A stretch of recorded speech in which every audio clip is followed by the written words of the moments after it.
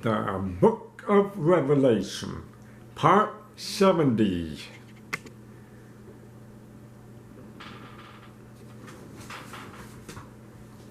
Hello everyone. I'm so glad you're here today. Thank you for allowing me to be in your home. I truly hope that the last time the message from God's Word blessed you deeply. I know it touched my heart in a mighty full way. And we gather together again. Let's take a quiet moment. Let the noise of the week dissipate and open our heart wide so that the Lord wants to speak into us today. Are you ready to receive God's Word? Beautiful. Let's come together with expectation, with tender and with faith that He has something personal, life-giving for each one of us. Remember last time that the last part I said was, quote, never treat the message of the precious shed blood of Christ as nothing. No, never, right? Okay, let's move on with this. Now, because of the rejection, the message, the voice from the altar tells the sixth angel to release the four angels which are bound in the great river Euphrates.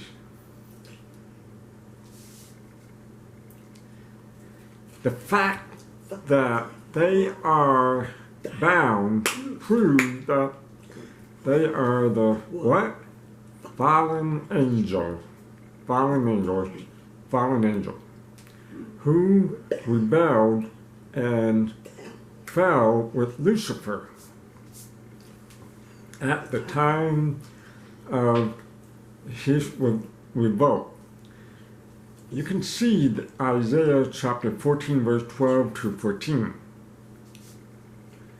Once the church is safe in heaven, the four denizens from the pit of the abyss are released upon the earth. Now, the four denizens, that the word denizen means that they're terrible angels. God placed them in the same place in the abyss, in the pit of the abyss, and stayed there since Genesis chapter 6, that they kept the angel there. That's what it means, denizen. It means that live there. Okay? All right. Earlier, we have seen the four unfallen angels, meaning the good angel, holding back the judgment of God. That was Revelation chapter 7, verse 1. Now, the four wicked angels are set free to wreak havoc upon the planet Earth. They are commanded to execute their judgment in the area of the Euphrates River. This body of water runs through Iraq and Syria and will become the point of origin for the battle of ages in the future. Okay? Now, Dr. Jack Van said that the Gulf War of 1991, remember that? 1991, was not the fulfillment of this prophecy, but it was simply the beginning of the end, as, quote, the final pieces of the puzzle were being joined together, event after event for the future. This is part of the world where demon, the Satan, performed his destructive work against our first parent, Adam and Eve, in Genesis chapter 2, verse 10 to 14. It is the area where Cain murdered his brother Abel, in Genesis chapter 4, verse 8, and where the mankind made its first united movement against God. Genesis chapter 11, verse 1 through 4. Later on, God made his unconditional covenant with Abraham in this area, in this location, saying, "So the Lord made a covenant with Abram that day and said, I have given this land to your descendant, all the way from the border line of Egypt to the great Euphrates River." Genesis chapter 15, verse 18, New Living Translation. This land literally belonged to Israel. Yes, and no one but Israel. God will see that they get it. Proof? If you read this, Exodus chapter 23, verse 31, New Living Translation, God said, "And I will fit your boundaries from the Red Sea to the Mediterranean Sea, and from the eastern wilderness to the Euphrates River.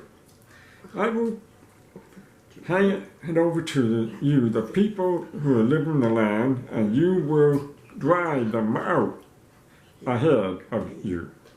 That's Exodus chapter 23, verse 31. Every place is on which the sole of your feet, means where you walked on, tread on, will be yours.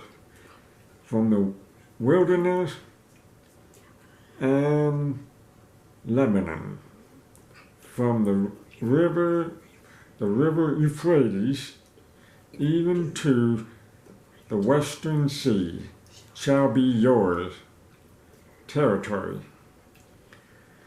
Deuteronomy chapter 11, verse 24. Again, God says, from the wilderness and this Lebanon, as far as the great river, the river Euphrates, all the land of the Hittite, and to the great sea, toward going down to the sun, shall be your territories. Joshua chapter 1, verse 4, New King James Version.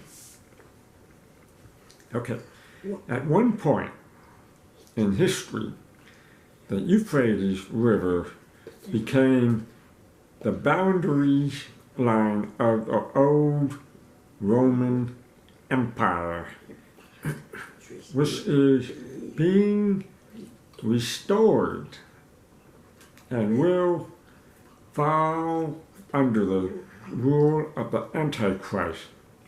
That's Revelation chapter 13, verse 1.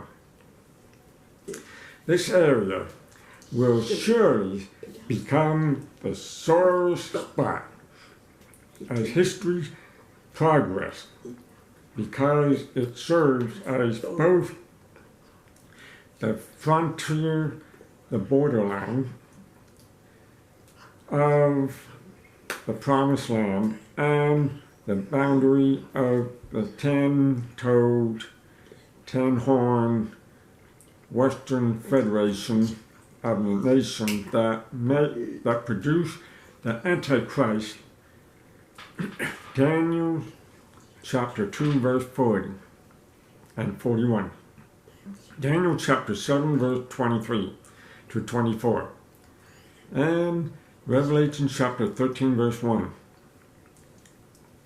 This itself is the destruction unleashed upon the earth by the 4 evil angels, psychotic angels. It's described in the next verse. Revelation chapter 9, verse 15. Then the 4 angels who have prepared for this hour and day and month and year were turned loose to kill 1/3 of the whole people on earth. Now, okay. Now, I will explain to you in mathematical terms, okay? Mathematical terms. The population of the earth is presently 8.3 billion souls. Dr. Jack Van Impe said that in his book, 2014, that actual population of the earth at that time was 5 billion.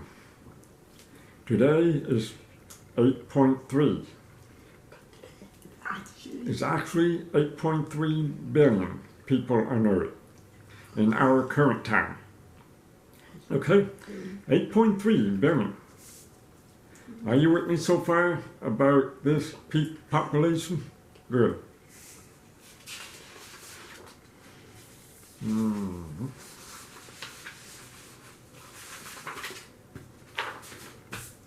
Okay. In our study, Jack Van Impe said, we have seen 1/4 of this number died under the rider of the fourth horse or the pale horse,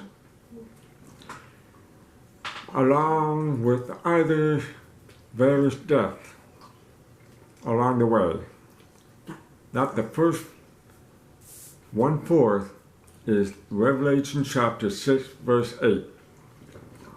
So at this point in time, right now, the earth population is about 6 billion left.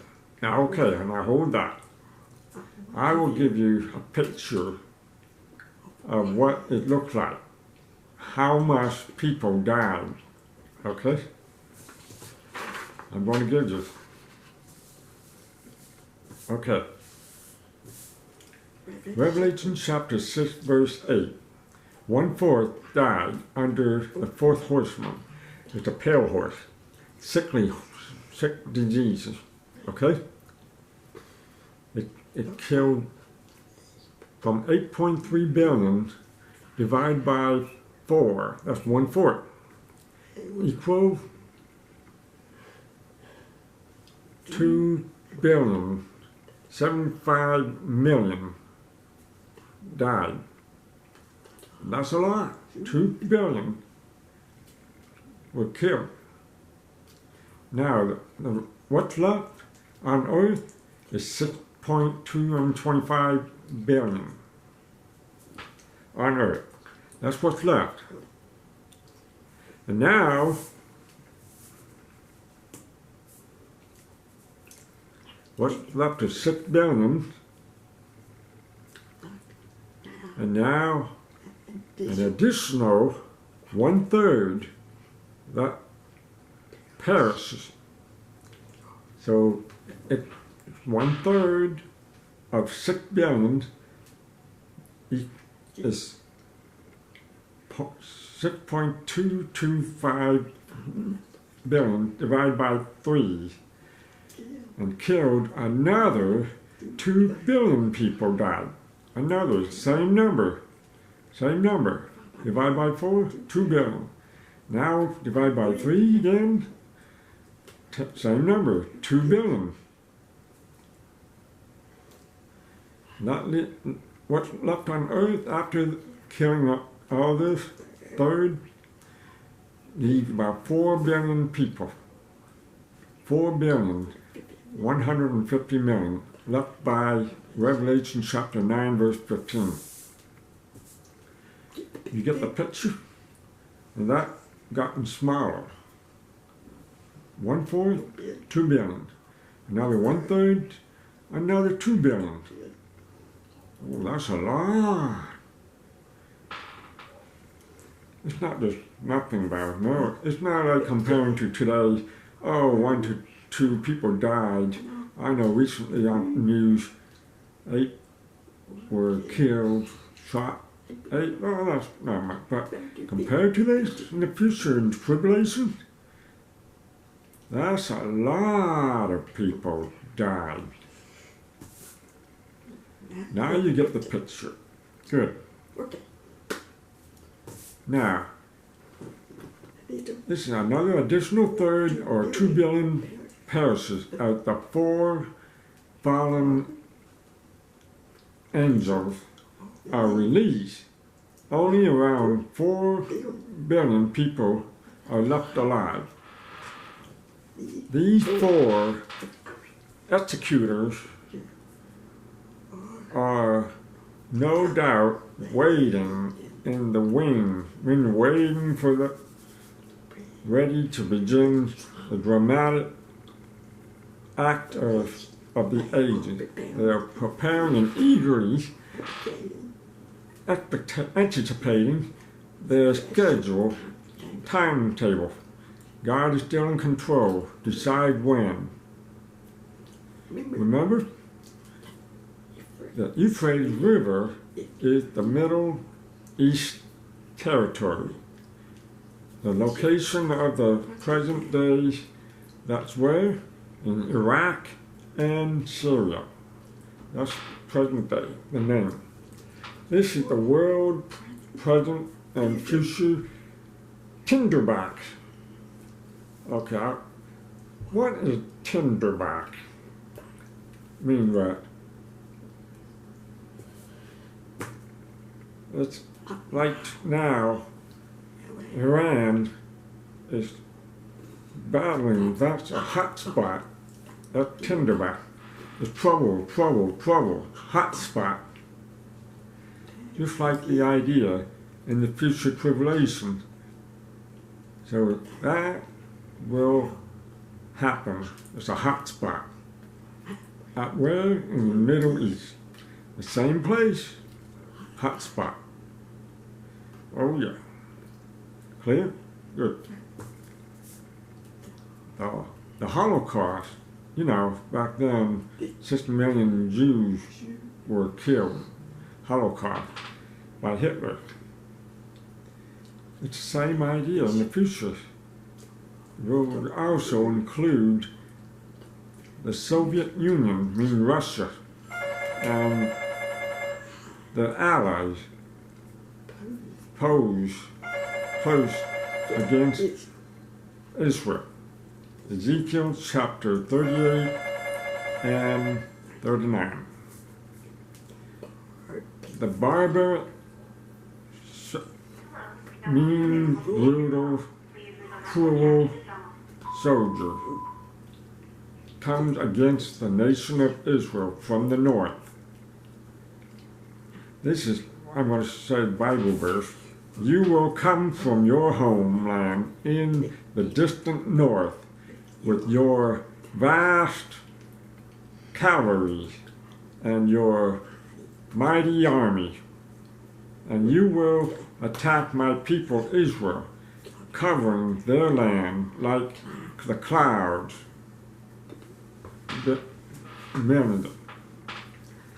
At that time, in the distant future, not right now, not now, that's during the tribulation, the distant future, I will bring you against my land as everyone watches. And my holiness will be displayed by what happened to God. Then all the nations will know that I am the Lord. That's Ezekiel chapter 38, verse 15 to 16. Russia is the north of Israel. That is north. This is why Joel declares in chapter 2, verse 20, but I will remove far from you Israel, from Israel, the northern army, and will drive them away into the barren and desolate land. That's where? In Siberia. With its face towards to the eastern sea, that's the Dead Sea, and it's back toward to the western sea, that's the Mediterranean Sea. This stench will come up, and their foul odor will rise, because the military has done monstrous things. Now I'll explain that. Why? In other words, it's because the evil ones who will destroy her has done cruel things. God has done a great thing for Israel because he drives out the northern army far from Israel. He defended Israel. That will happen in the middle of the tribulation hour, meaning 3.5 years and 3.5 years in the middle. It won't happen. Okay? Are you with me so far about this? Good. Okay. I will hold this until the next part 71 with more details on the prophecies. Have a blessed day. See you next time. Bye. Thanks for watching.